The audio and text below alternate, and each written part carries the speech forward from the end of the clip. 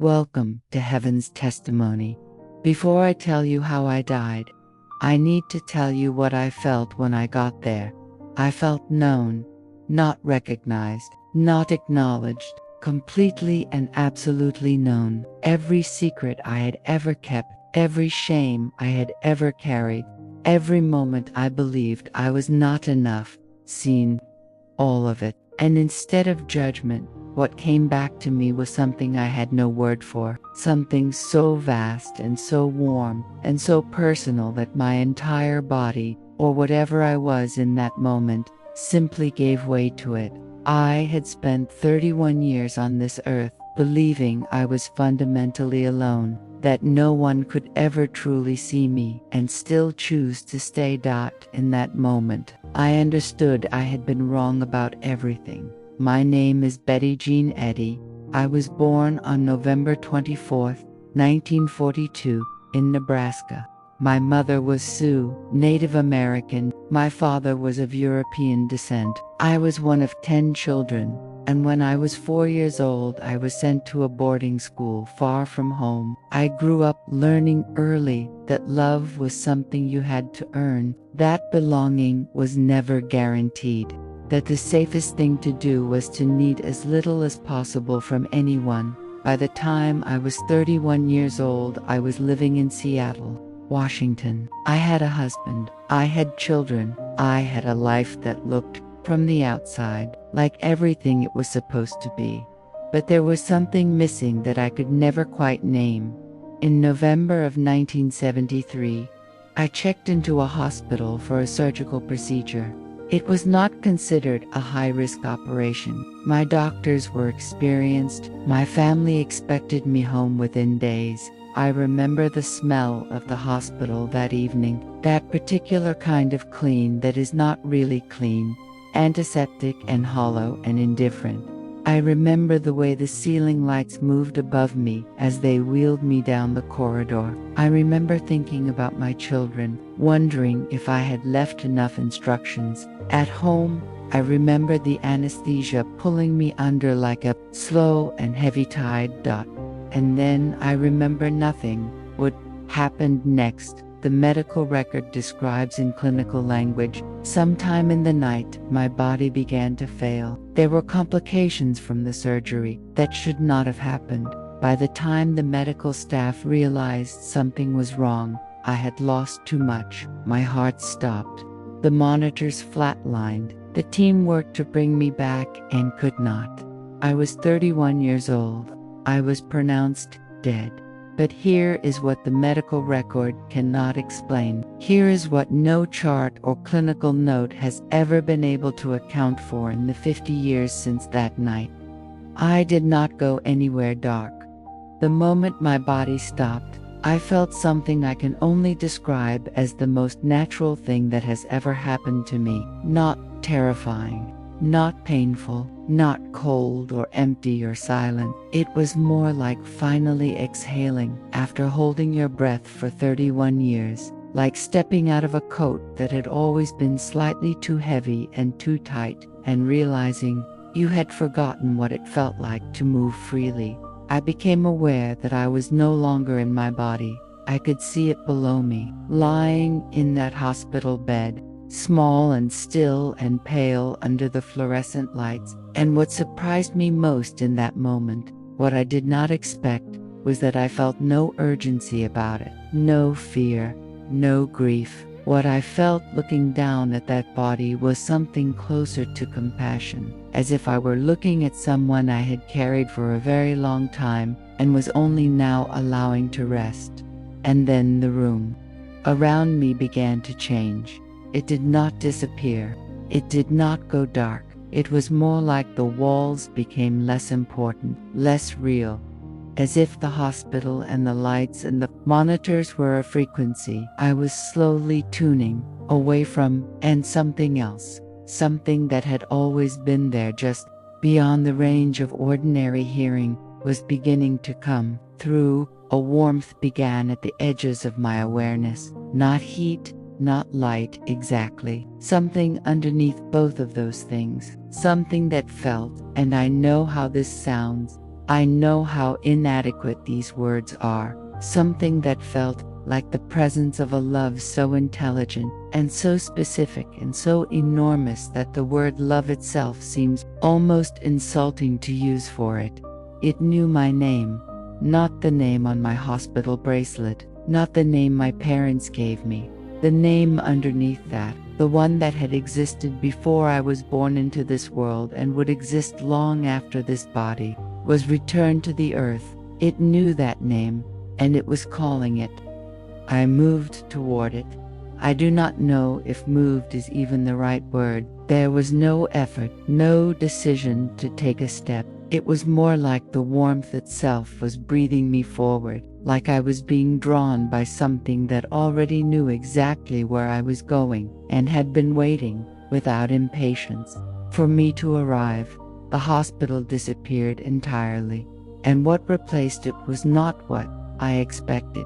I had grown up with some exposure to religion. I had images in my mind of what heaven was supposed to look like: clouds, white robes, a distant and formal grandeur, something beautiful but cold, something magnificent but impersonal. What I entered was none of those things. The first thing I became aware of was the darkness. And I want to be careful here because this darkness was nothing like what that word usually means. It was not threatening. It was not empty. It was more like the darkness before dawn, full of something about to happen, warm and close and alive, with a kind of anticipation I could feel against my skin, or whatever I had instead of skin in that moment. I was moving through it at a speed I cannot describe. Not falling, not flying exactly, more like being carried by something that knew the way so completely that speed itself became irrelevant. And then ahead of me, at what felt like an impossible distance and also directly in front of me at the same time, I saw it, a light. I know that everyone who has ever told a story like this describes a light. I know that word has been used so many times in so many accounts that it has almost lost its meaning. So let me try to tell you what this light actually was, because it was not a light the way a lamp is a light or the way the sun is a light. It was not something that illuminated other things. It was the source of everything. It was the reason light exists at all. And it was moving toward me with the specific and deliberate intention of a being that had been waiting for this moment for a very long time.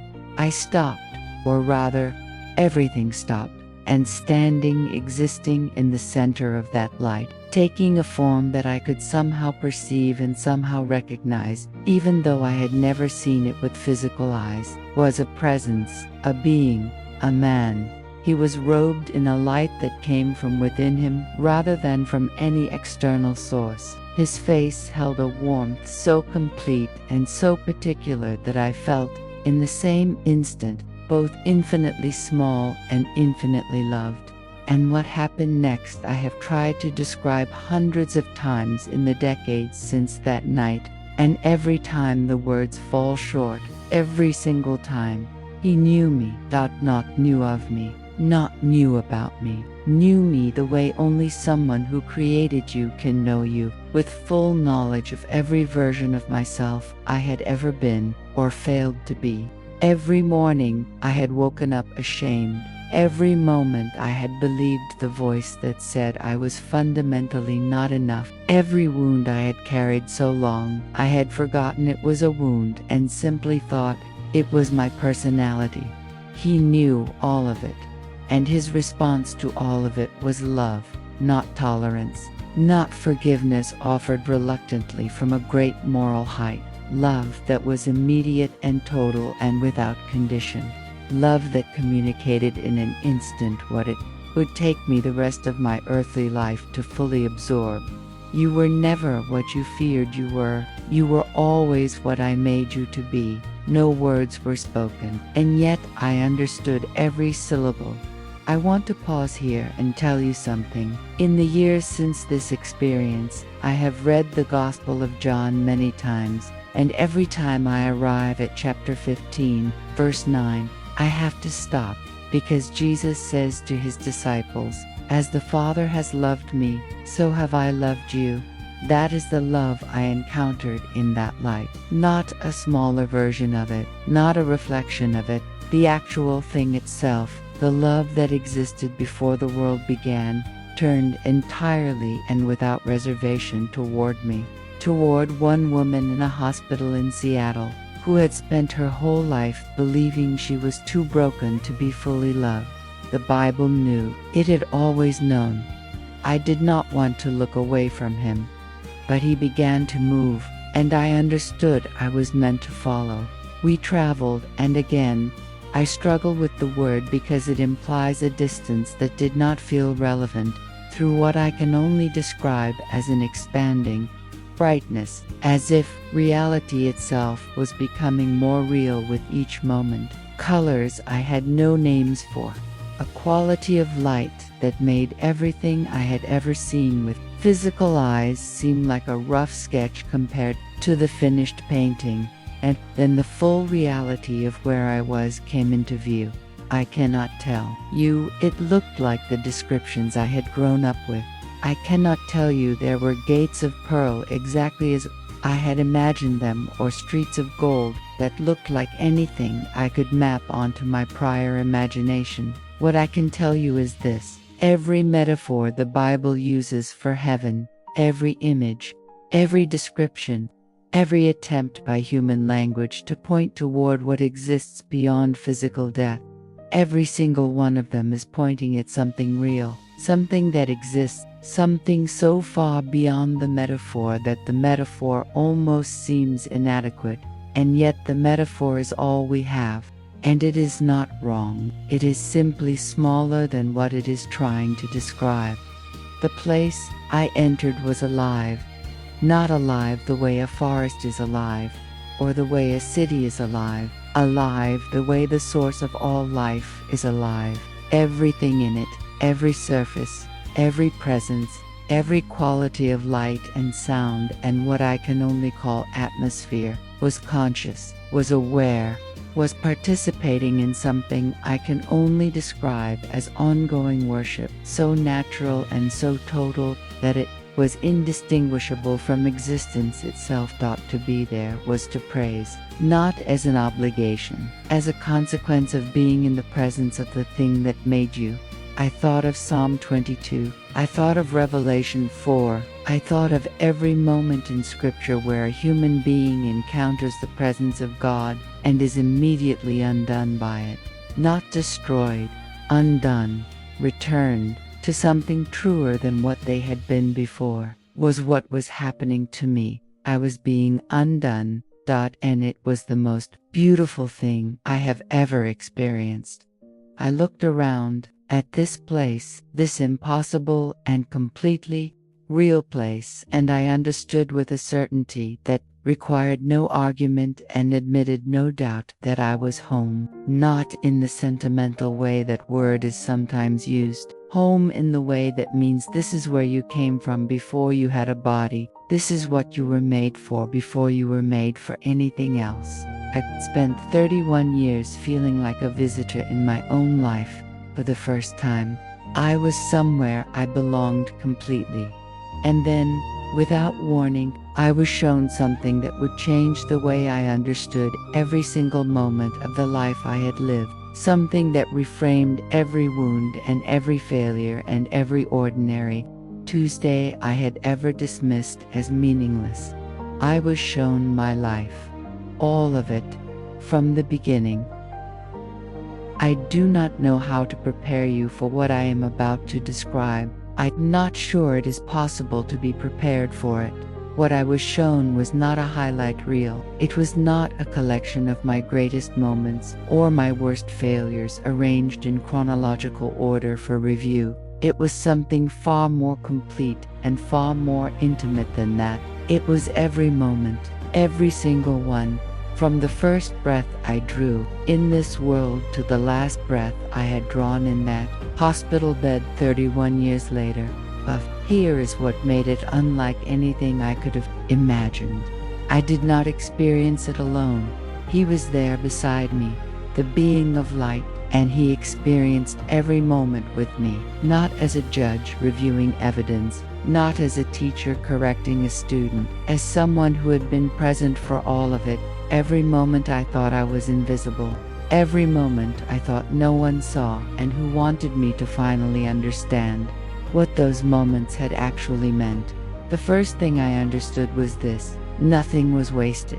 Not one moment, not one conversation I had dismissed as insignificant, not one small kindness I had offered without thinking, not one night I had cried alone believing no one knew or cared.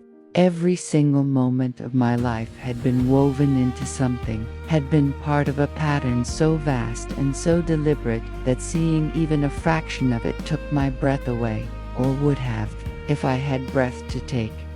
I saw a moment from my childhood. I was perhaps 7 or 8 years old, at the boarding school, far from my family. A younger child was crying in the corner of a room. Everyone else had walked past.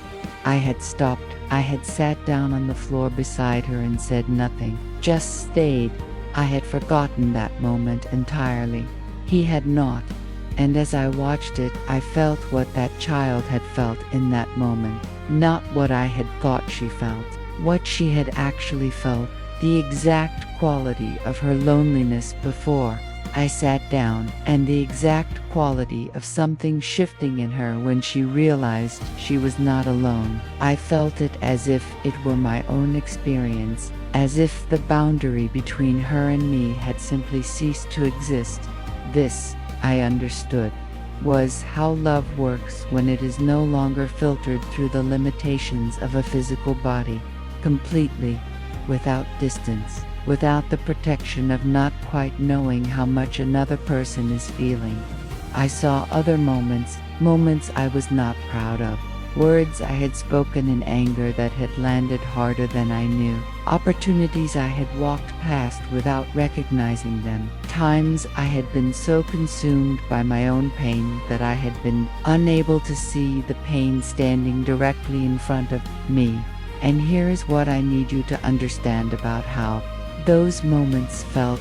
There was no condemnation, not from him, not from anywhere in that place. What I felt as I witnessed my own failures was not shame, but something more like grief, a clear-eyed and tender grief for what could have been different. And underneath that grief, always the same warmth, the same absolute and unwavering love that communicated without words. You are not the sum of your worst moments. You never were. I thought of Romans chapter 8 verse 1. There is therefore now no condemnation for those who are in Christ Jesus. I had read that verse before. I had heard it preached. I had nodded at it in the way you nod at something you believe intellectually, but have never actually felt in your body. In that moment I felt it. No condemnation. None. Only love, looking clearly at the full truth of who I was, and choosing, with complete knowledge and complete freedom, to love me anyway. After the life review I was taken, and I use that word because there is no better one, I was taken into what I can only describe as a realm of knowledge. A place where understanding was not something you arrived at through study or argument or the slow accumulation of evidence. It was something that simply entered you, as if you had always contained the capacity for it, and this place was simply allowing that capacity to open. I was shown things about the nature of existence that I do not have adequate language for. I will try. I was shown that we existed before we were born, not as a vague spiritual concept, as a specific and conscious reality, that before I came into this body, into this life, into this particular set of circumstances and challenges and relationships, I existed. I had a self, I had awareness, and I had, in some way that I understood completely in that moment, and can only partially describe now, chosen this life. Not chosen it the way you choose from a menu, chosen it the way you choose to do something difficult because you understand what it will make you capable of on the other side. I was shown that the challenges of my life, the separation from my family as a child, the years of feeling unseen and unbelonging, the wounds that had shaped me into someone who needed healing, were not accidents, were not punishments, were not evidence of a God who was indifferent to my suffering. They were the curriculum, designed with full knowledge of what I was capable of becoming, given not to break me but to build in me exactly the qualities that would make me useful to others, that would give me the specific capacity to sit on the floor beside someone who was crying and understand, without being told, what they needed. I thought of Jeremiah 29:11. I know the plans I have for you, declares the Lord. Plans to prosper you and not to harm you. Plans to give you a hope and a future. I had heard that verse used as a comfort so many times it had almost become background noise. A nice thing to say to someone who was suffering. In that place, I understood it was not comfort, it was architecture. There was a plan, a real one, specific to me, specific to every person who had ever drawn breath on this earth. Not a plan that overrode our freedom or removed our choices, but a plan that was so intelligent and so patient that it could work with every choice we made, including the ones that looked like failures, and weave them into something that served a purpose we could not yet see. I was shown something else, something about the people in our lives. I was shown that the people we love, the ones we lose, the ones who leave, the ones who are taken before we are ready, do not go somewhere distant and inaccessible, that the separation we feel is real but the distance is not, that love, genuine love, does not require physical proximity to remain completely intact. I was shown that the woman who had sat alone in that hospital room, who had sent her children to school that morning not knowing it was the last morning she would do so, who had gone under anesthesia, thinking about whether she had left enough instructions at home, that woman was known, was loved, was part of something so much larger than her own understanding of her own life, and that everything was going to be all right. Not all right in the way we sometimes use that phrase to make pain more bearable. All right in the way that means seen, held, purposeful, and moving towards something good. I stood in that understanding for what felt like both a moment and forever. And then he turned to me, and I knew, before he said anything, what was coming. He did not ask me to go back. I want to be precise about that because I think it matters. He did not command it. He did not present it as an obligation or a sentence or a correction of some error that had brought me there too soon. What he did was far more difficult to resist than a command. He showed me why. And when you are standing in a place where love is the atmosphere, and truth is the language, and the being in front of you knows you more completely than you have ever known yourself, when something is shown to you in that place, it does not land in your mind as information. It lands in you as understanding, as something you now simply know the way you know your own name. What he showed me was my children. Not images of them, not memories, something more like their essence, the specific and irreplaceable reality of each of them, who they were at their deepest level, who they were becoming, and what they would need in the years ahead that only I, specifically me, with my specific wounds and my specific healings and my specific understanding of what it means to feel unseen, would be able to give them. Felt their need for me the way I had felt that child's loneliness during my life review, completely without the buffer of not quite knowing, and it was the most acute pain I had experienced in that entire journey, not because it was cruel, but because love, real love, does not allow you to remain comfortable in the face of genuine need. Did not want to go back. I need to say that clearly because I think people sometimes imagine that the decision to return to life must have been an easy one, that faced with the suffering of a physical body and the limitations of an earthly life, anyone would naturally choose to come back and fulfill their purpose. It was not easy. It was the hardest thing I have ever done, including everything that came after, because what I was leaving was not just beauty, not just peace, not just the absence of pain. I was leaving a state of being in which I was fully known and fully loved and fully home, in which the questions that had haunted me for 31 years had been answered so completely that they no longer existed as questions, in which I understood without effort and without doubt exactly what I was and why I existed and what everything meant. And I was being asked to return to a world where none of that would be immediately accessible, where I would have to carry the memory of this place through the fog of physical existence and try to communicate something essentially incommunicable to people who had not been where I had been. I looked at him, and what I saw in his face was not impatience, not urgency, not the expression of someone waiting for the correct answer. What I saw was the same love that had been there from the first moment, completely unchanged by my hesitation, completely undiminished by the fact that what he was asking was genuinely hard. He was not asking me to suffer. He was asking me to trust that what waited on the other side of the suffering was worth it. I thought of what I had been shown about purpose, about the curriculum, about the way that every difficult thing in a human life, when seen from the perspective of that place, revealed itself to be not punishment, but preparation. I had understood it intellectually during the life review. Standing now at the threshold of the choice, I was being asked to live it, to trust it, even knowing what I was giving up.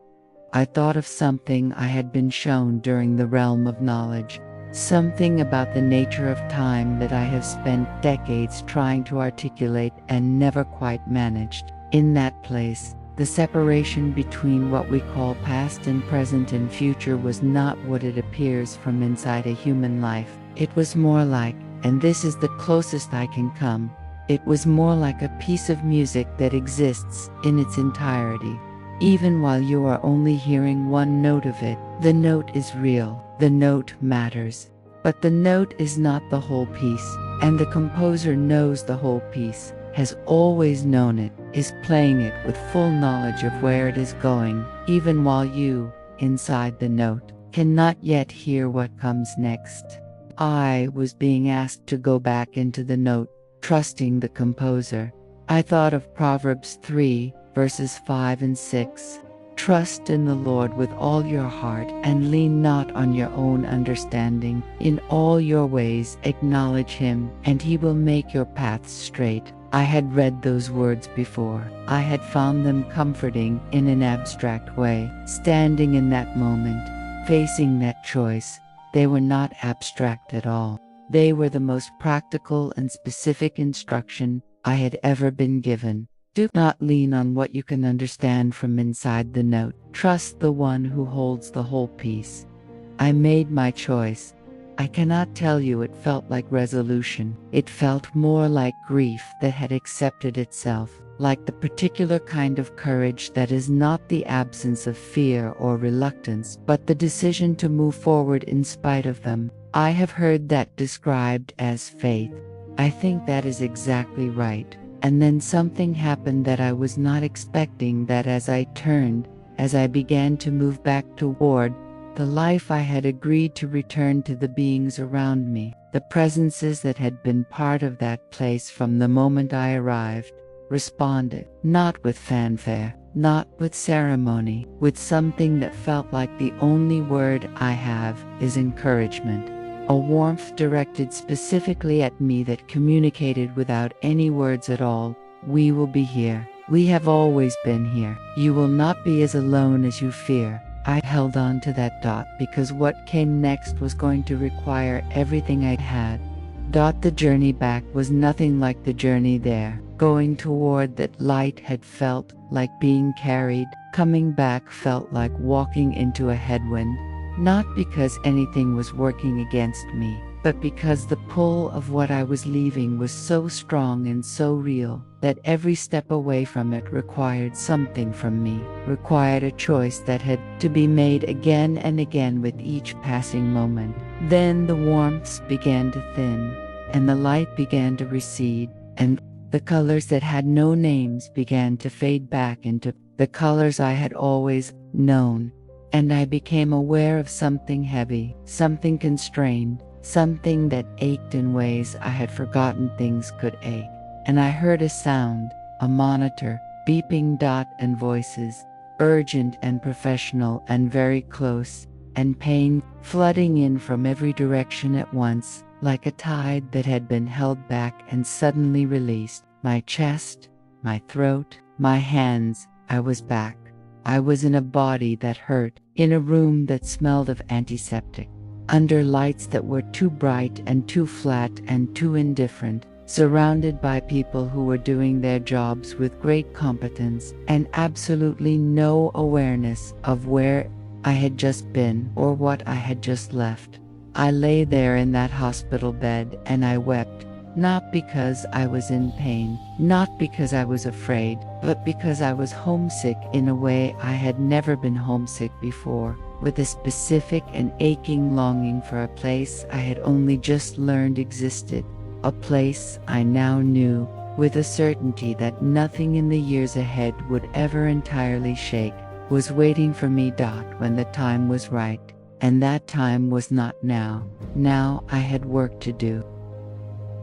I did not tell anyone what had happened to me.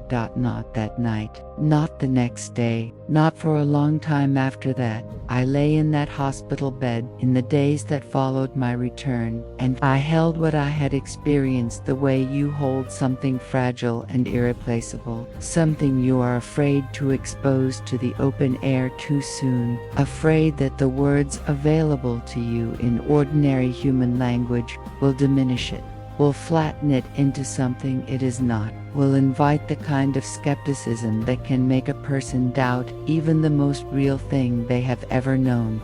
I had been somewhere, I had seen something, I had been told something, and I was not yet ready to risk any of it on the reaction of someone who had not been there. So I kept it close, turned it over quietly in the private hours, let it do whatever it was doing to me from the inside. And it was doing something. Every day, slowly and without announcement, it was rearranging the furniture of my interior life, moving things that had been in the same place for 31 years, making room for something larger.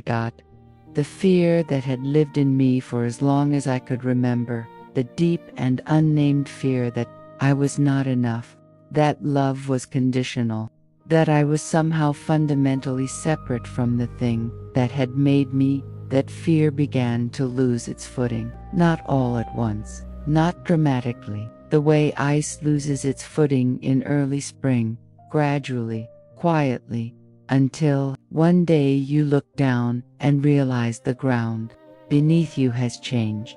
I began to pay attention differently to the people around me, to the small moments I had spent years walking past without recognizing, to the particular quality of ordinary things, the way my children laughed, the way morning light moved across a kitchen floor, the way a stranger's face could hold an entire universe of experience if you were willing to actually look at it. I had been shown during my life review that nothing was wasted, that every moment had weight, that the smallest acts of genuine human kindness were seen and recorded and woven into something larger than we could imagine from inside our own limited perspective. Began to live as if I believed that, because I did. Years passed before I spoke publicly about what had happened to me in that hospital in November of 1973. When I finally did, when I finally allowed the experience to move from the private interior place where I had been keeping it out into the world, where other people could encounter it, the response was something I was not prepared for. People wept, not politely, not the careful tears of someone moved by a well-told story, the deep and releasing tears of someone who has just heard something they have been waiting their entire life to hear, something they believed but had never had confirmed, something they hoped was true but had been afraid to trust completely. I heard from mothers who had lost children, who had been living in a grief so total and so unrelenting that they had forgotten what it felt like to breathe without it, who told me that after hearing my account of what I had seen, after understanding that the people we lose do not go somewhere dark or somewhere distant or somewhere inaccessible, they had felt, for the first time since their loss, something they had not expected to feel again. Hope, real hope, not the thin and fragile kind that requires constant maintenance and collapses under pressure. The deep and structural kind that changes the way you inhabit your own life, the kind that lets you grieve fully and completely without being destroyed by the grief, because grief and hope are not opposites. They can exist in the same heart at the same time. And when they do, when you can feel the full weight of your loss and simultaneously hold the knowledge that the loss is not the end of the story, something shifts in you that does not shift back.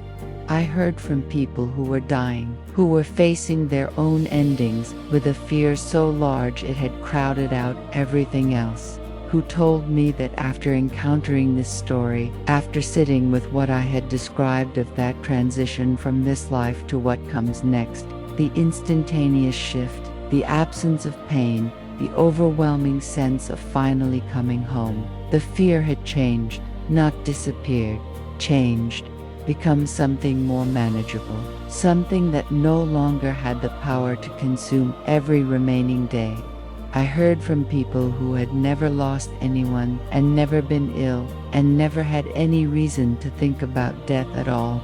Young people, people in the middle of full and busy lives who encountered this story and found that it reoriented something in them, that it made the ordinary moments of their ordinary days feel more deliberate, more precious, more worth showing up for completely. This, I understood, was why I had been sent back, not to be a remarkable person, not to have a platform or an audience or a legacy, to carry one message from one place to another, to be, in the most literal sense, a messenger, someone who had been somewhere and come back with something that other people needed to hear. Think of 1 Thessalonians 4, verses 13 and 14. I do not want you to be uninformed, brothers and sisters, concerning those who are asleep, so that you will not grieve like the rest, who have no hope. For if we believe that Jesus died and rose again, in the same way, through Jesus, God will bring with him those who have fallen asleep. We do not grieve like those who have no hope. That is not an instruction to stop grieving. It is not a command to pretend the loss is smaller than it is, or the pain is less than it feels. It is a statement about the quality of the grief available to those who know what I now know, a grief that is real and full and honored, and that exists within a larger context of hope so solid and so structurally sound that it does not crumble. Under the weight of the grief pressing against it, you can grieve and hope at the same time. You were designed to, I think of John 14, verses 2 and 3. In my Father's house are many rooms. If it were not so, would I have told you that I am going there to prepare a place for you? And if I go and prepare a place for you, I will come back and take you to be with me, that you also may be where I am. A place prepared, specifically, with intention, for you, not a generic destination, not a vast and impersonal expanse where you will dissolve into something formless and unrecognizable. A place where you will be more yourself than you have ever been, where every limitation this body placed on your ability to love and perceive and connect will simply be gone, where the people you have loved and lost will be waiting with a joy so complete it makes every earthly reunion feel like a rehearsal. I was there, I saw it, and I came back to tell you that it is real. Now, I want to speak to you directly, whoever you are. Whatever brought you to this video today, whatever you are carrying right now in this moment that is heavier than you want anyone to know. If you have lost someone, asterisk, I want you to hear this clearly and hold it as long as you need to. The person you lost is not in darkness. They are not in pain. They are not diminished or confused or somewhere cold and distant and inaccessible. They are in a place where they are known completely and loved completely and whole in a way that was never fully possible inside a physical body. They are more themselves than they ever managed to be here, and they carry no wound from this world, no grudge, no unfinished grief, only love. Clear and complete and unobstructed love directed at you that does not require your physical proximity to remain entirely intact. The separation you feel is real. The distance is not. If you are afraid of dying, I want to tell you what it felt like. That transition that we spend so much of our lives trying not to think about, what it actually felt like from the inside. It felt like exhaling, like setting down something heavy you had been carrying so long you had forgotten it was heavy, like stepping from a room that was slightly too small into a space so vast and so full of light that the smallness of the previous room becomes almost incomprehensible in retrospect. There was no darkness, no cold, no moment of terror or confusion or falling. There was only arrival, and the thing waiting at that arrival was not judgment, was not a reckoning, was not the sum of your failures presented to you in your most vulnerable moment. What was waiting was the most complete and specific and intelligent love you have ever encountered in your entire existence. Love that knew your name, the real one, the one underneath everything you have ever been called or called. Yourself, love that had been waiting for you patiently, without any diminishment of its patience, for exactly as long as it took. You are not heading toward an ending, are heading toward a homecoming. If you are somewhere in the middle of a life that feels too hard or too small, or too far from what you thought it was going to be, if you are carrying wounds that have been with you so long, they feel like part of your personality rather than something that happened to you. If you are living with the quiet and persistent fear that you are somehow not enough, that the love available to you in this world is conditional in ways that make it feel unsafe to fully receive, I want to tell you what I was told in a place where there was no reason to say anything other than the absolute truth. Were never what you feared you were. You have never been invisible, not for a single moment of your life. Every moment you thought no one saw was seen. Every small kindness you offered without thinking was recorded. Every time you sat down on the floor beside someone who was crying because you understood what it felt like to need someone to stay, that mattered, in ways you will not fully understand until you are standing where I was standing, watching your own life from the perspective of the love that designed it. Nothing was wasted, not one moment. Not one wound, not one ordinary Tuesday that felt like it meant nothing.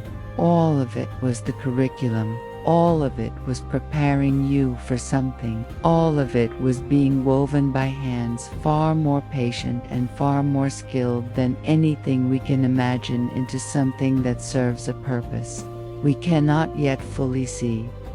Trust that. Not blindly. Not in the way that requires you to pretend the hard things are not hard, but in the way that Betty Eadie stood at the threshold of that choice and looked at the face of the one who was asking and understood, with everything she was, that the composer knew the whole piece, even while she could only hear one note, even while the note hurt. Trust the composer.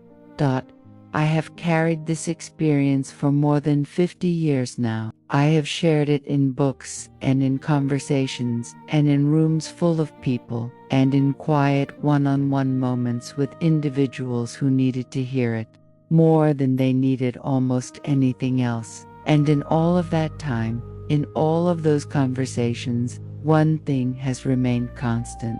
The people who need this story most already know it is true, not because they have been where I have been, but because somewhere underneath all the noise and the fear and the accumulated weight of a human life, there is something in every person that recognizes this, that responds to it not with the surprise of encountering something new, but with the relief of hearing something remembered.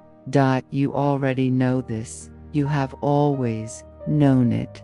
This story is not new information. It is a reminder. You are loved completely, without condition, with full knowledge of everything you are and everything you have done and everything you fear about yourself. You are heading somewhere real. And the people you have loved and lost are there. Waiting. With arms open, faces young and radiant and whole. And when you arrive, and you will arrive, we all arrive, it will not feel like an ending. It will feel like finally coming home. If this testimony moved something in you today, there are more stories waiting here on this channel. More people who crossed to the other side and came back carrying messages that were meant to be heard. Subscribe and stay close, because every week we bring another voice from beyond the veil, and every voice is saying the same thing. You are not alone. You were never alone, and it is going to be all right.